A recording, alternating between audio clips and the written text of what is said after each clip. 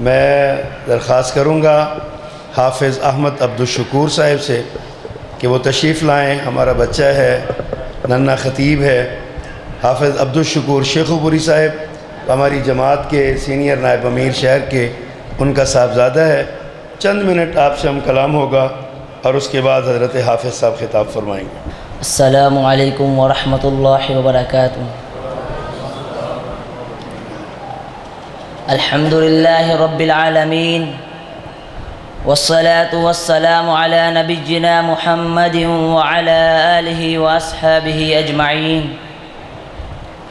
بسم اللہ الرحمن الرحیم.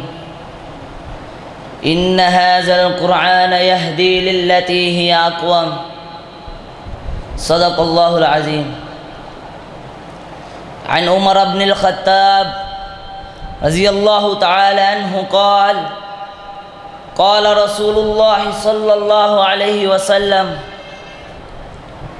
ان اللہ يرفع بهذا الكتاب اقواما ويضع بها آخرین او کما قال علیہ الصلاۃ والسلام. ہے قول محمد قول خدا فرمان نہ بدلا جائے گا. ہے قول محمد قول خدا فرمان نہ بدلا جائے گا. بدلے گا زمانہ لاکھ مگر قرآن نہ بدلا جائے گا. محترم سامعین، معزز علماء، السلام علیکم ورحمۃ اللہ وبرکاتہ. حضرات، آج اس مجلس میں مجھے جس موضوع پر لب کشائی کرنے کا موقع ملا ہے وہ ہے عظمت قرآن. حضرات، قرآن مجید فرقان حمید خالق ارض و سما کی طرف سے نازل ہونے والی لاریب کتاب ہے. انسان کی کیا مجال کہ اس کی خوبیاں اور فضائل حد شمار میں لا سکے. مختصر یہی کہوں گا، جس طرح خالق کائنات اپنی ذات اور کلی صفات میں لا شریک اور لا ثانی ہے، اسی طرح اس کا کلام بھی تمام تر فضائل اور کمالات و صفات میں لا شریک اور بے مثال ہے. جیسا کہ رب کریم کے پیارے محبوب حضور صلی اللہ علیہ وسلم نے ارشاد فرمایا، فضل الکلام اللہ علی سائر الکلام کفضل اللہ علی خلقہ. حضرات، قرآن وہ عظیم کتاب ہے کہ جس کو اللہ رب العزت نے جبرائیل امین کے ذریعے آپ کے قلب اطہر پر نازل فرمایا. قرآن وہ عظیم کتاب ہے کہ جس کے بارے میں رب کبریا نے کہا ذالک الکتاب لا ریب فیہ. قرآن وہ عظیم کتاب ہے کہ جس کے ادب کے بارے میں اللہ نے کہا لا یمسہ الا المطہرون. قرآن وہ عظیم کتاب ہے کہ جس کو نازل کر کے اللہ نے کفار کو چیلنج کرتے ہوئے کہا فأتوا بسورۃ من مثلہ وادعوا شہداءکم من دون اللہ ان کنتم صادقین. تو پھر کون ہے جو اس کے حقیقی کمالات و صفات کو بیان کر سکے؟ ذرا غور کیجئے، کون ہے جو عامل قرآن تو ہو مگر خالق کائنات نے اسے اپنے خصوصی انعامات سے نہ نوازا ہو؟ کون ہے جس کا مسیحا قرآن ہو مگر وہ شفا یاب نہ ہو؟ کون ہے جس کا ہادی و رہبر قرآن ہو مگر وہ صراط مستقیم پر گامزن نہ ہو؟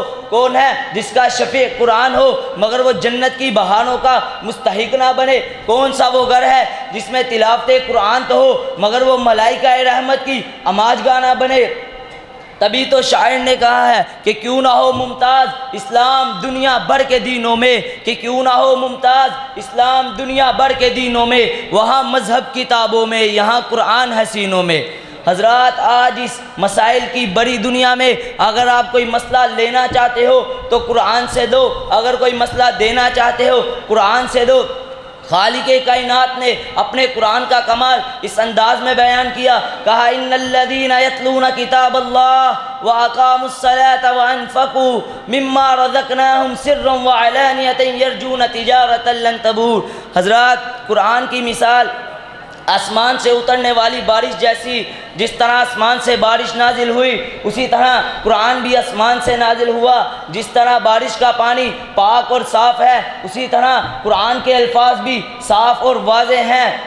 جب قرآن کی بارش ابو جہل، ابو لہب، ولید بن مغیرہ جیسے کافروں اور منافقوں کے دل پر ہوئی، پر یہ قرآن سے کچھ فائدہ حاصل نہ کر سکے بلکہ ذلیل ہوئے، رسوا ہوئے، اور جب قرآن کی بارش صحابہ کے دلوں پر ہوئی تو صداقت کے پھول نکھرے، عدالت کے پھول نکھرے، بلکہ میں یوں کہوں تاجر آیا تو قرآن کی بارش نے صدیق بنا دیا، تلوار لے کر قتل کرنے کے ارادے سے آیا تو قرآن کی بارش نے عادل بنا دیا، مالدار آئے ذوالنورین بنا دیا، کھیلتا ہوا بچہ آیا حیدر کرار بنا دیا، ابو ہریرہ آئے حافظ الحدیث بنا دیا، عبداللہ بن عباس آئے مفسر قرآن بنا دیا، حمزہ آئے سید الشہداء بنا دیا، بلال آئے عربی نہیں اجمی ہیں، سید نہیں حبشی ہیں، اپنے نہیں بیگانے ہیں، پاس کے نہیں دور کے ہیں۔ قرآن کی بارش دل کی زمین پہ ہوتی ہے، چلتے زمین پہ ہیں، چلتے زمین پہ ہیں، قدموں کی آہٹ اللہ جنت میں سنا دیتا ہے۔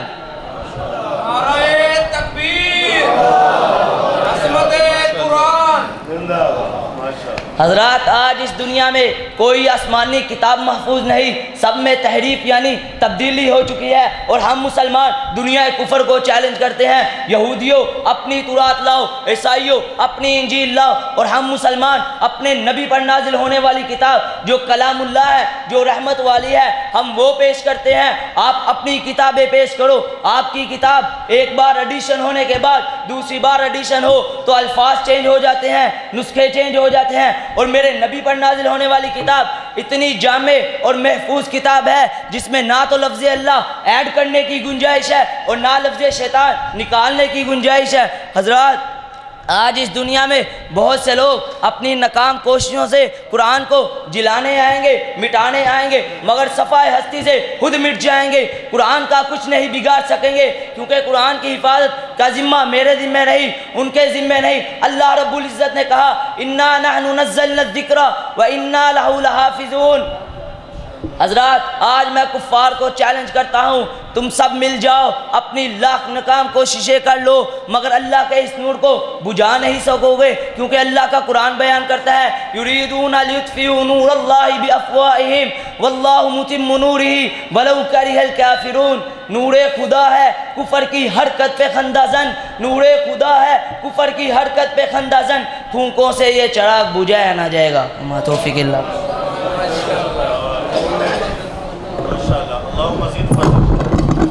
ذرا نم ہو تو یہ مٹی،